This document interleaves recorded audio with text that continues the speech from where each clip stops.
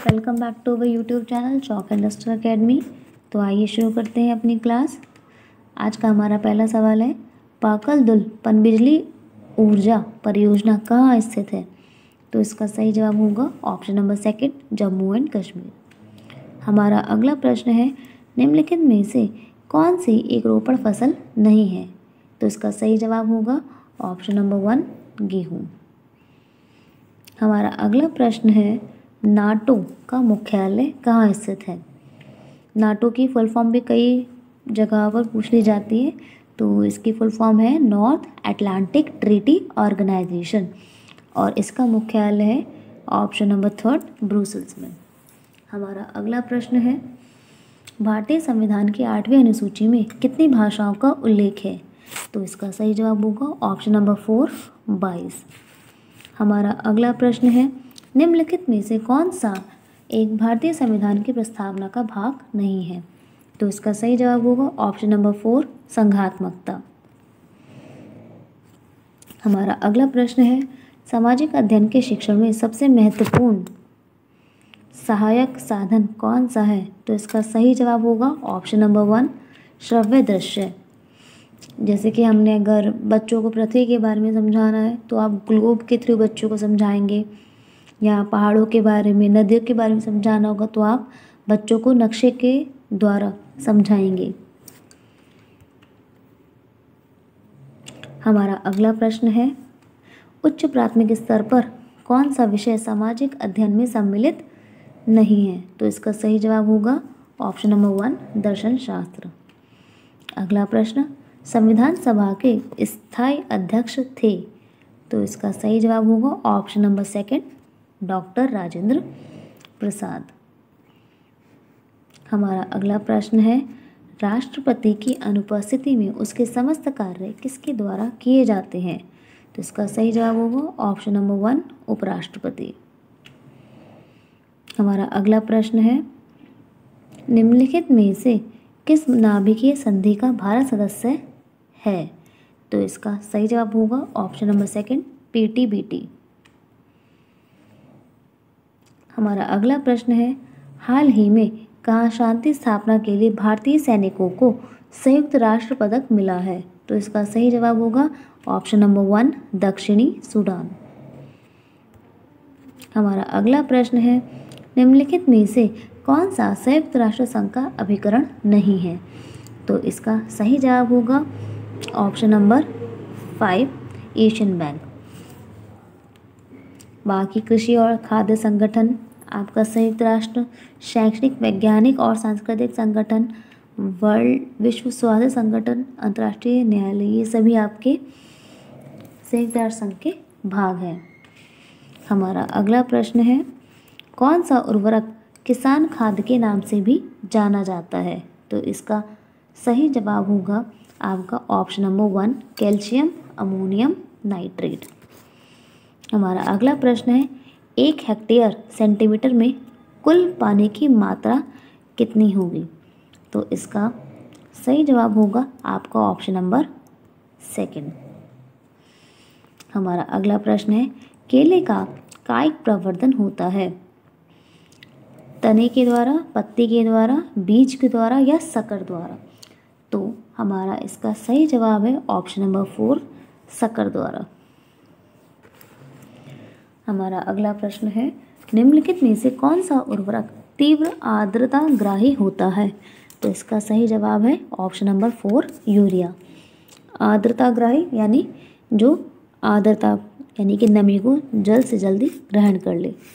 हमारा अगला प्रश्न है, खेत में हरी खाद वाली फसल की पलटाई की उपरोक्त अवस्था कौन सी है? तो इसका सही जवाब है फूल आने से पूर्व की अवस्था। हमारा अगला प्रश्न, फलों के रस में चीनी की सांद्रता मापी जाती है? तो इसका सही जवाब होगा ऑप्शन नंबर सेकंड, रिफ्रैक्टोमीटर।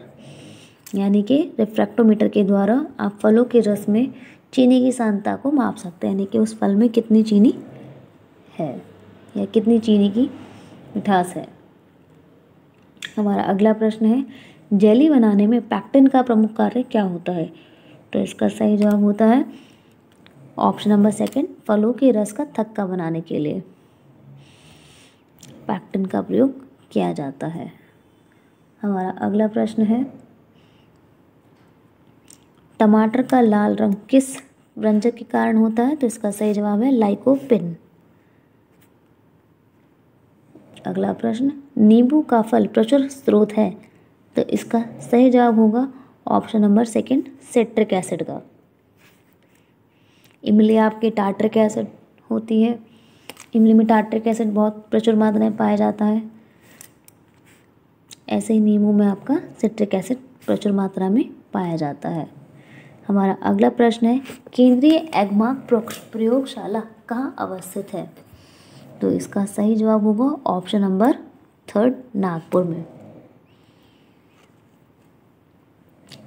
केंद्रीय एगमार्क प्रयोगशाला नागपुर में स्थित है। हमारा अगला प्रश्न है, अचल स्वर कौन से हैं? तो इसका सही जवाब होगा ऑप्शन नंबर थर्ड, स प। हमारा अगला प्रश्न है, राग यमन किस थाट से उत्पन्न है? तो इसका सही जवाब होगा ऑप्शन नंबर वन, कल्याण। हमारा अगला प्रश्न, संगीत में समान गति के सतत प्रवाह को क्या कहते हैं? तो इसका सही जवाब होगा ऑप्शन नंबर थर्ड, लय। हमारा अगला प्रश्न,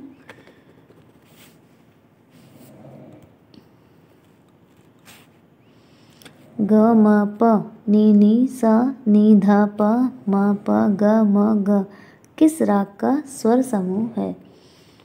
तो इसका सही जवाब होगा ऑप्शन नंबर सेकंड, राग विहाग।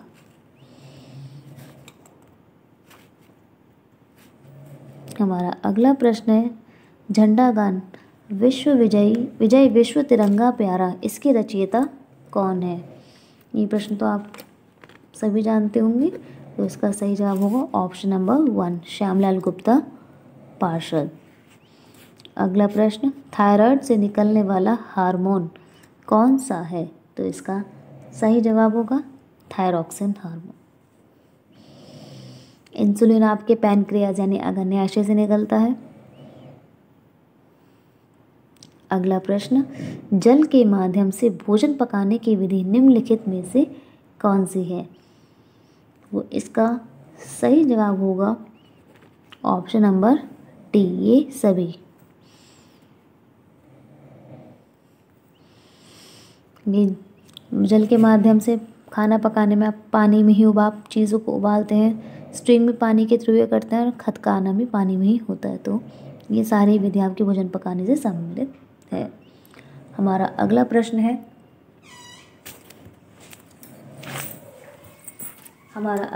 है, ढोकला बनाने में प्रयुक्त विधि है? तो इसका सही जवाब होगा ऑप्शन नंबर थर्ड, खमीरीकरण। हमारा अगला प्रश्न है 2 वर्ष से 6 वर्ष की आयु को कहते हैं क्या? तो इसका सही जवाब होगा ऑप्शन नंबर वन, बाल्यावस्था। हमारा अगला प्रश्न है, जल प्रदूषण का कारण है? तो इसका सही जवाब होगा ऑप्शन नंबर 4, ये सभी। जल को प्रदूषित करने में कीटनाशक, मनुष्य के क्रियाकलाप, बढ़ती जनसंख्या, ये सभी शामिल है। हमारा अगला प्रश्न होगा, शारीरिक शिक्षा का उद्देश्य है मनोवैज्ञानिक विकास, मानसिक विकास, शारीरिक विकास या ये सभी? तो इसका सही जवाब होगा ऑप्शन नंबर 4। शारीरिक शिक्षा का उद्देश्य सिर्फ मनुष्य का शारीरिक विकास नहीं, बल्कि उसका मानसिक, मनोवैज्ञानिक हर तरीके से विकास होता है। आज का हमारा अगला प्रश्न है, बैडमिंटन से संबंधित खिलाड़ी है? तो इसका सही जवाब है पीवी सिंधु। अगला प्रश्न, दालों में सबसे ज़्यादा पाया जाता है? तो इसका सही जवाब होगा आपका ऑप्शन नंबर थर्ड, प्रोटीन। अगला प्रश्न, LSD के सेवन से होता है किडनी का रोग, यकृत का रोग, कैंसर या मानसिक विभ्रम? तो इसका सही जवाब होगा आपका ऑप्शन नंबर 4, मानसिक विभ्रम। अगला प्रश्न, व्यायाम के लाभ हैं, तो इसका सही जवाब होगा ऑप्शन नंबर 4, ये सभी। जब आप व्यायाम करेंगे तो आपका शरीर चुस्त भी रहेगा, फुर्तीला भी रहेगा, रक्त प्रवाह भी अच्छा रहेगा और साथ साथ आपको भूख भी लगेगी।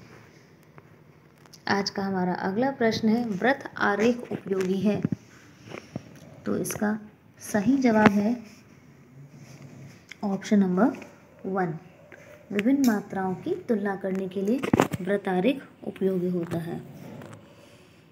हमारा अगला प्रश्न है, सामाजिक विज्ञान में परीक्षा सुधार पर हाल ही का एनसीएफ आधार पत्रक बल देता है, तो इसका सही जवाब है ऑप्शन नंबर 4, सतत आकलन पर।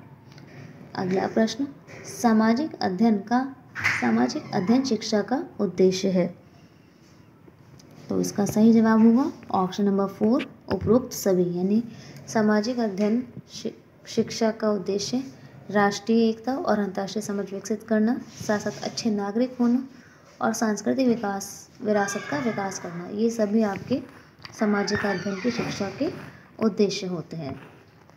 आज का हमारा अगला सवाल है, परियोजना कार्य महत्वपूर्ण होता है क्योंकि, तो इसका सही जवाब होगा ऑप्शन नंबर 2, करके सीखना सीखने का महत्वपूर्ण तरीका है।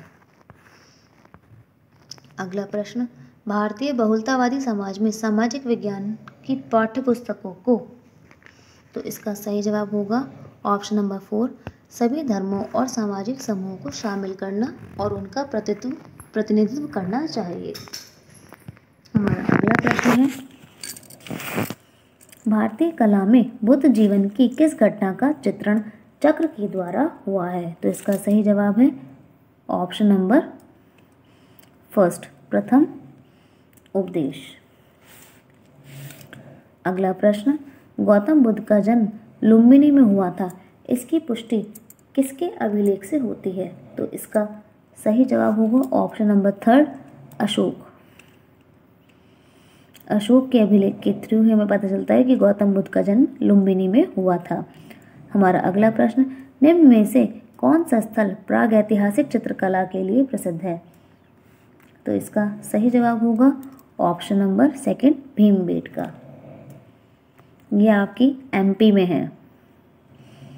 हमारा अगला प्रश्न है, आत्मीय सभा की स्थापना इनमें से किसने की थी, तो इसका सही जवाब होगा ऑप्शन नंबर 1, राजा राम मोहन रॉय। अगला प्रश्न, किसके वायसराय काल में भारत की राजधानी कलकत्ता से दिल्ली स्थानांतरित हुई थी, तो इसका सही जवाब होगा option number 2, Lord Hardinge second. हमारा अगला प्रश्न है, इनमें से किस मुगल सम्राट ने राजा राम मोहन रॉय को अपने दूत के रूप में लंदन भेजा था, तो इसका सही जवाब होगा ऑप्शन नंबर 4, अकबर द्वितीय। अकबर द्वितीय ने राजा राम मोहन राय को अपने दूत के रूप में लंदन भेजा था। आज का हमारा अगला सवाल है, हिंदू विधवा पुनर्विवाह अधिनियम किस वर्ष पारित हुआ था, तो इसका सही जवाब होगा ऑप्शन नंबर 1, 1856। अगला प्रश्न, ईस्ट इंडिया कंपनी की स्थापना के समय भारत का शासक कौन था, तो इसका सही जवाब होगा ऑप्शन नंबर 3, अकबर।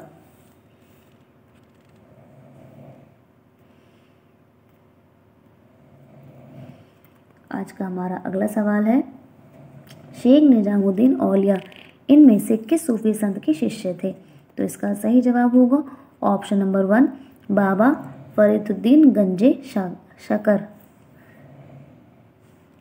अगला प्रश्न, इन बादशाहों में से कलंदर के नाम से कौन विख्यात था, तो इसका सही जवाब है बाबर। बाबर को आप कलंदर के नाम से भी जानते हैं। आज का हमारा अगला प्रश्न है, निम्नलिखित में से किस राज्य में 2011 की गणना में जनसंख्या का ह्रास अभिलिखित हुआ है, तो इसका सही जवाब होगा ऑप्शन नंबर 4, नागालैंड। हमारा अगला सवाल है, हैदराबाद किस नदी पर स्थित है? तो इसका सही जवाब होगा ऑप्शन नंबर 3 मूसी। आपको जानते ही होंगे आपका उड़ीसा महानदी पर स्थित है। वैसे ही आप कमेंट करके बताइएगा कि गोदावरी और कृष्ण नदी पर आपके कौन से राज्य स्थित हैं। अगला प्रश्न, कोयला एक उदाहरण है, तो इसका सही जवाब होगा अवसादी शैल का। अगला प्रश्न, वे 2 ग्रह जिनके उपग्रह नहीं हैं, तो इसका सही जवाब होगा ऑप्शन नंबर 1 बुध और शुक्र, यानी मरकरी एंड वीनस। जैसे कि आप जानते हैं आपका बुध ग्रह सूर्य के बहुत निकट है, जिसका तापमान बहुत ज़्यादा है, और इसी प्रकार वीनस यानी शुक्र का तापमान भी बहुत ज़्यादा है, इसलिए इसके आसपास कोई उपग्रह उपस्थित नहीं है। और सबसे गर्म ग्रह, चमकीला ग्रह आप जानते हैं शुक्र को कहा जाता है। आज का हमारा अगला प्रश्न है, लक्षद्वीप द्वीप समूह में स्थित है, तो इसका सही जवाब होगा ऑप्शन नंबर 2 अरब सागर में, यानी कि लक्षद्वीप आपका अरब सागर में स्थित है। हमारा अगला प्रश्न है, निम्नलिखित में से किस क्षेत्र को विश्व का फल उद्यान कहा जाता है? तो इसका सही जवाब होगा ऑप्शन नंबर 3 भूमध्य सागरीय क्षेत्र। हमारा अगला प्रश्न है, निम्नलिखित में से किसे संसार की छत कहा जाता है? तो इसका सही जवाब होगा पामीर। आज का हमारा अंतिम प्रश्न है, निम्नलिखित में से कौन सा संसार का सबसे बड़ा मरुस्थल है? तो इसका सही जवाब होगा ऑप्शन नंबर 2 सहारा।